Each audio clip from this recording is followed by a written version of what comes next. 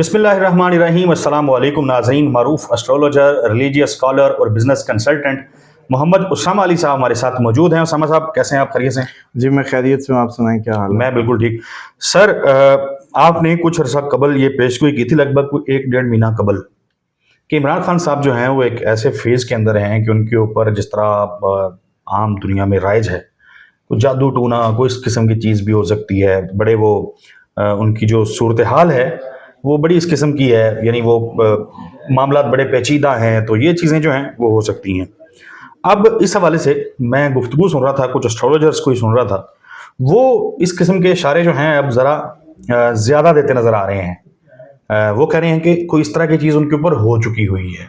सो आपको भी कोई इस तरह की चीज़ फील होती है उनका जायजा देख के कि मामला इस किस्म के हैं? जी, बहुत शुक्रिया आपका। बिस्मिल्लाहिर्रहमानिर्रहीम, अल्हम्दुलिल्लाहि रब्बिल आलमीन, अल्लाहुम्मा सल्ली अला मुहम्मद व आले मुहम्मद। देखिए, इसमें सबसे पहले हमने ही शायद इस बात को जो है कोई मेरा ख्याल है अक्टूबर में फर्स्ट टाइम चार्ट रीड करते वक्त, क्योंकि आपको पता है कि खुली डायमेंशन है 12 हाउसेस को रीड करना, और इतने कम वक्त में जितनी देर में हम आप दरवाज़ा बंद कर रहे हैं जी। जितनी देर में आप हम ये बात कर रहे होते हैं या डिस्कस कर रहे होते हैं, तो ये भी बस जैसे कहते हैं कि एक इंट्यूटिव काम होता है। और कभी किसी लम्हे में बैठे हुए आप उसी हाउस को 10 दफ़ा रीड कर चुके हो, लेकिन 11वीं दफ़ा कोई नए एक्सपेक्ट, नई चीज़ें सामने आती हैं। जाहिर बात है, इतना जिक्र होता है, इतने प्रोग्राम्स होते हैं, तो हमें बार बार देखना होता है उनका चार्ट, उनकी रीडिंग्स को, तो और बड़ी बारीकी से देखना होता है, क्योंकि बहुत ज़्यादा जाहिर बात है व्यूवर्स भी सुनना चाहते हैं और जानना चाहते हैं। तो राहु के मुतालिक ये होता है कि राहु जिस भी हाउस में हो, हमारे एक्सपीरियंस में ये आया है कि उसी घर के मुतालिक आपको जादू या इस तरह की नेगेटिव एनर्जीज का सामना होता है। मिसाल के तौर पे 5वें घर का राहु हो, तो इसका मतलब है कि किसी ने आपकी बच्चों पे, बच्चे ना होने पे, दिमाग को बांधने पे, और आपकी जो जाती निजी मतलब जो रोमांटिक लाइफ है उस पे कोई वार किया है। इसी तरीके से अगर किसी के राहु 4th हाउस में हो, तो ये चांस भी मौजूद रहेगा कि उसके घर, उसकी दिल और उसकी जैसे मोहब्बत की बंदिश या मोहब्बत को लेके अगर कोई जिसके आजकल इश्तिहारात भी बहुत ज्यादा हम देखते हैं सड़कों तो वो फिर चौथे घर का राहु होगा। तो ये एक्सपेक्ट किया जाएगा कि इस शख्स पे, इसके दिल को या तो मोहब्बत के लिए या मोहब्बत तोड़ने के लिए या इसकी गाड़ी पे या इसके घर पे जादू साया या कोई इस तरह का मैटर है। इमरान खान के, क्योंकि जब हम सिर्फ जस्ट अगर मून साइन प्लेसमेंट से देखें तो उनके 12वें घर पे है राहु। 12वां घर होता है स्पिरिचुअलिटी का, बेड प्लेयर्स का और फॉरेन ट्रैवल का।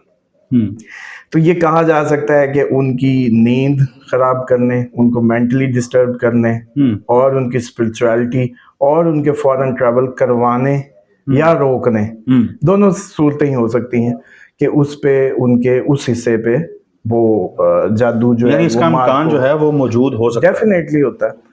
और ख़ुसूसन जब भी ज़िंदगी में आपकी मामलात में, क्योंकि आजकल आपको पता है कि इस तबके में आपकी जो हाई क्लास है बहुत ज़्यादा इसका यूज़ है, अब तो मीडिया में भी आने लग गया। पिछले दिनों में किसी मुल्क के सदर पे बाज़ाब्ता उन्होंने वो क्लेम किया कि इस तरह का मैटर जो है मार्क हुआ और बल्कि उन पर सज़ा भी हुई। तो ये चीज़ जो है, जबकि हमने, आपको पता ही है कि जब भी कोई करते हैं तो उसके बाद सारे उसको टो करने लगते हैं, तो ये इधर से बात निकली, क्योंकि जब हम लीगल साइड देखते हैं मजबूत, अदलिया में आपने देखा केस वेस कोई चक्कर नहीं, क्योंकि हम इसी पे तो प्रेडिक्ट करते थे, और हमें भी बड़ा लर्निंग का मौका मिला इमरान खान को डिस्कस करते हुए कि जिंदगी में ये भी रेयर चांस था कि एक शख्स की लीगल साइड मजबूत हो, लीगल मैटर मजबूत हो, फिर भी वो अंदर हो। अब समझ नहीं आती कि भाई, जब हम तो एक आम आदमी का चार्ट है जी, वो कहता है कि मेरा जी देखिए मेरे केस का क्या बनेगा, तो जाहिर बात है हम उसका केस का देखेंगे, छठा घर, उसके अंदर इन्फ्लुएंसेस चेक करेंगे और हम उसको कह देंगे कि यार तुम्हारे लीगल मैटर तुम्हारे हक में है, फैसला तुम्हारे हक में हो जाएगा, यानी कि तुम रिहा हो जाओगे या जो भी कोर्ट फैसला करेगी। लेकिन यहाँ एक नई चीज आई कि कोर्ट फैसले दे रही थी हक में, केसेस बन रहे थे, खत्म हो रहे थे, लेकिन फिर भी बंदा अंदर है। तो वहाँ जाके वो जो है वो चीज़ समझ आई कि नहीं, इसके अंदर कुछ और भी इन्वॉल्व हो सकता है। तो फिर ये नुक्ता जो है बड़े अरसे बाद कि हम जो प्रेडिक्शंस देते हैं, क्योंकि अमूमन जो मेरी ज़ाती एक्सपीरियंस है उसमें जब कोई शख्स ये कहे कि उसके ऊपर जो प्रेडिक्शंस हैं उसकी ज़ाती ज़िंदगी के मुतालिक किसी भी एस्ट्रोलॉजर से ली है उसने और वो पूरी नहीं बैठ रही, तो उसमें ये फिर सामने आया है कि फिर इसका मतलब है कि उसके ऊपर कोई पैरानॉर्मल एक्टिविटी इन्वॉल्व है। अब उसमें क्योंकि जादू हो, साया हो या वैसे कोई मैटर हो, आती दूसरी मखलूक की इन्वॉल्व है, वो बांध के भेजे जाते हैं और वो आपके ज़ाहिर बात है कि ये जो अपर साइड है, ये जगह जो है यहाँ से गर्दन की बैक साइड, और बल्कि ये भी बताऊं कि ये जो मौलवियों ने पीछे पट्टी बांधी होती है ना, लटकाते हैं जो पटके की, वो इसीलिए है। और यहूदियों ने भी सिर्फ इतनी सी जगह को कवर किया होता है सर की, कि यही जगह है जहाँ से शैतान एक्सेस करता है। बाकी अल्लाह ताला को ज़ाती तौर में कौन सा आपके सरों से लेना देना, ढकें ना ढकें, वो सिर्फ आपकी हमारी सेफ्टी सिक्योरिटी के लिए ही होता है कि शैतान एक्सेस ना करे बॉडी में, क्योंकि वो खून में दौड़ता है। तो इसलिए ये बात जो है बिल्कुल इसको इग्नोर नहीं किया जा सकता, क्योंकि इमरान खान सिर्फ एक लीगल साइड होके बाकी मैटर्स होके सो इम्कान जो है वो इस चीज़ का मौजूद है जी, क्योंकि इस किस्म की एक्टिविटी जो है वो इमरान खान से मुतालिक हो चुकी हुई है। उसामा साहब बहुत शुक्रिया, आपने तफसील के साथ सारी सूरत हाल मुमकिन जो है उसके ऊपर गुफ्तगू की है। नाजरीन, उसामा साहब का नंबर जो है वो हमारी स्क्रीन के ऊपर चल रहा है। मजीद अगर आप कुछ भी जानना चाहें तो उसामा साहब से व्हाट्सएप के ज़रिए कॉन्टैक्ट कर सकते हैं। जाते जाते देखना मत भूलिएगा गुफ्तगू पाकिस्तान के जो वकला हैं क्या कह रहे हैं, मुलाजा कीजिए। बिस्मिल्लाहिर्रहमानिर्रहीम। बहुत शुक्रिया जी। देखें, बात यह है कि आज अगर बात की जाए समात के हवाले से, तो पहले तो आपसे गुजारिश करें कि मेरे साथ अलीजाज भुट्टो साहब खड़े हैं, नादिया खड़ी हैं और हमारे वर्कर्स खड़े हैं। ना वकला को एक्सेस है, फैसल चौधरी साहब भी उन्होंने जाने इसलिए दिया क्योंकि ये दोबारा हाई कोर्ट में गए और उन्होंने कंटेम्प्ट पटिशन फाइल की। हम भी इंशाअल्लाह ताला मंडे को जा रहे हैं तो इन्हें अदालत की दरख्वास्त देंगे, क्योंकि अदालत के हुक्म के बावजूद के वकला जा सकते हैं, खान साहब के कॉन्फ्रेंस जा सकते हैं। खान साहब के कॉन्फ्रेंस के साथ जो भी उनका वकील होगा वो एक 3 वकला को भी साथ लेकर जा सकता है, यानी एसोसिएट्स को। तो हमें इजाज़त नहीं दी गई। सुबह से लेकर अब तक हम यहाँ पर खड़े हैं। हम जाना चाहते थे, सिर्फ इसलिए नहीं दी गई क्योंकि वो चाहते हैं कि किसी तरीके से खान साहब का मौक़िफ़ जो है वो बाहर रोका जाए।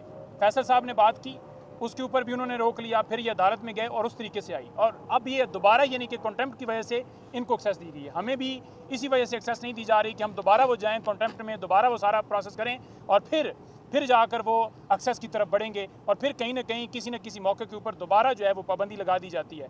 साफ़ी जाते हैं दोस्त हमारे, मैं उनको तो ब्लेम नहीं करता, डेफिनेटली जो उनके चैनल्स वाले हैं, जैसे कि इन्होंने फरमाया है फैसल भाई ने, देखिए उनको चाहिए कि एक पॉलिसी बनाएं, या तो ये कह दें जेल अथॉरिटीज़ को कि जी हमने नहीं जाना, बाइकआउट करना है। अगर आप अंदर जाते हैं तो फिर खान साहब का मौक़िफ़ जो है वो बाहर आना चाहिए, खान साहब की एक एक बात बाहर आनी चाहिए। आप तमाम लोगों को ट्वीट करने चाहिए। मुस्लिम उम्मा के लीडर हैं, पाकिस्तान की सबसे बड़ी पार्टी के सरबराह हैं, आप उनकी आवाज़ के ऊपर, उनके मैसेज के ऊपर कैसे पाबंदी लगा सकते हैं। नंबर 2 बात ये रह गई कि आज तोशाखाना केस की जो समाअत थी, तोशाखाना केस के अंदर अगर बात की जाए तो ये तोशाखाना केस पहला नहीं है, ये दूसरा भी नहीं है, ये तीसरा भी नहीं है, ये चौथा केस है। नैब का ये पार्ट 2 है और ओवरऑल ये चौथा केस है। कानून ये है कि अगर एक जुर्म होगा, पहली बात तो यह है कि जुर्म हुआ ही कोई नहीं है, जुर्म होगा तो उसके ऊपर एक कार्रवाई होगी, एक केस होगा। चौथा ये केस बनाया गया है, और फिर हंगामी बुनियादों के ऊपर चाहे अलकादर ट्रस्ट केस हो या तोशाखाना केस हो, हर रोज़ समाअत की जाती है। आपने देखा कल भी समाअत थी, परसों भी थी, अब दरमियान में सिर्फ संडे की छुट्टी आई है। संडे के बाद अब फिर मंडे के लिए अलकादर लगा हुआ है, और इस तोशाखाना को मंगल पर लेकर चले गए, यानी 5 तारीख को डे टू डे हेयरिंग्स हो रही हैं। वहाँ पर आज़म सवाती साहब की आज बेल्स लगी हुई थी, उन केसेस के अंदर ना प्रोसिक्यूशन है, ना उनके पास रिकॉर्ड है। जहाँ पर कोई बेल या खान साहब की बेल का मामला हो, या बीबी साहबा की बेल का मामला हो, या खान साहब के किसी सियासी रहनुमाई या वर्कर का मामला हो, वहाँ पर रिकॉर्ड पेश नहीं की जाते, वहाँ पर वकील भाग जाते हैं, वहाँ पर प्रोसिक्यूटर अवेलेबल नहीं होते, और जहाँ पर सजाएं देनी हो फिर प्रोसिक्यूटर आते हैं, प्रोटोकॉल होते हैं, उनको अंदर ले जाया जाता है। सारा दिन कार्रवाइयाँ चलती हैं, शाम तक कार्रवाइयाँ चलती हैं, और फिर जज साहब भी मुकम्मल सहूलत फराम करते हुए उस केस को दूसरे दिन अर्जन कर देते हैं। जज साहब को भी लगता है कोई और केस नहीं है पाकिस्तान के अंदर कि वो किसी और केस में समाअत करें। हर रोज़ आकर यहाँ पर समाअत हो रही है। पूरे पाकिस्तान में डे टू डे अगर हेयरिंग कहीं पर हो रही है तो हमें दिखा दिए जाए। जहाँ पर खान साहब के ऊपर इल्ज़ाम लगाया जा रहा था कि नैब तरमीम से उन्होंने फ़ायदा ले लिया है, नवाज शरीफ, आसिफ जरदारी और जो गिलानी है, इन तीनों ने नैब एहतसाब अदालत के अंदर रेफरेंस जो दायर थे उनको वापस लेने की दरख्वास्त दे दी है। किस बुनियाद के ऊपर? इस बुनियाद के ऊपर कि जनाब इस बुनियाद के ऊपर कि जनाब नैब तरमीम हो गई हैं। तो ये नैब तरमीम का फ़ायदा लेने वाले ये खुद हैं। कोई दुनिया में कहीं पर ऐसी पार्लियामेंट नहीं है कि कोई ऐसा कानून बनाए जिससे अपने ही आप को फ़ायदा दे। तो इन्होंने केसेस अपने ख़त्म करवाए हैं। इमरान खान के केसेस जो हैं अभी भी चल रहे हैं, वो फेस कर रहे हैं। इमरान खान ने मुकम्मल तौर पर हमेशा ये कहा है कि आज़ादी के ऊपर कोई कंप्रोमाइज़ नहीं है, कोई डील नहीं है, और वो आज़ादी हासिल करने तक अपनी जंग जो है जारी रखेंगे। आखिरी में बात करना चाहूँगा, आखिरी बात ये है कि देखें जिस तरह ये बंद कमरे के अंदर ट्रायल चलाया जा रहा है, ये ओपन ट्रायल नहीं है। तोशाखाना का केस फ़ौरन ख़त्म होना चाहिए। आज बरीयत की दरख्वास्त दे दी गई है। खान साहब की रिहाई 1 मिनट भी बनती नहीं है कि उनको 1 मिनट भी जेल के अंदर पाबंद सलासर रखा जाए। फिलफौर उन्हें रिहा करना चाहिए, तमाम लीडरान को रिहा करना चाहिए, तमाम हमारे वर्कर्स को रिहा करना चाहिए। यही हमारा मुतालबा है। और मैं खराज तहसीन पेश करूँगा बुशरा बीबी साहबा को कि जिस तरह उन्होंने इस्तकामत के साथ, दिलेरी के साथ, बहादुरी के साथ 264 दिन अडयाला जेल में गुजारे, सख्तियों के बावजूद गुजारे। उनके ऊपर सख्तियाँ थी, पाबंदियाँ थी, मुलाकातों पर पाबंदियाँ थी। उनके साथ उनको जो जेल मैनुअल के मुताबिक उनका हक है, हालांकि इस वक्त वो सजा याफ्ता नहीं थे, ना बीबी साहबा थी, ना खान साहब थे, और ना अभी भी खान साहब नहीं है। वो एक अंडर ट्रायल प्रिजनर है। तो उन्होंने के ऊपर सख्तियों के बावजूद उन्होंने कोई डील नहीं की। वो खड़ी रही हैं, वो डटी रही हैं, वो पीछे अपने मौक़िफ़ से नहीं हटी। वो इमरान खान की ताकत साबित हुई हैं, इमरान खान की कमज़ोरी साबित नहीं हुई।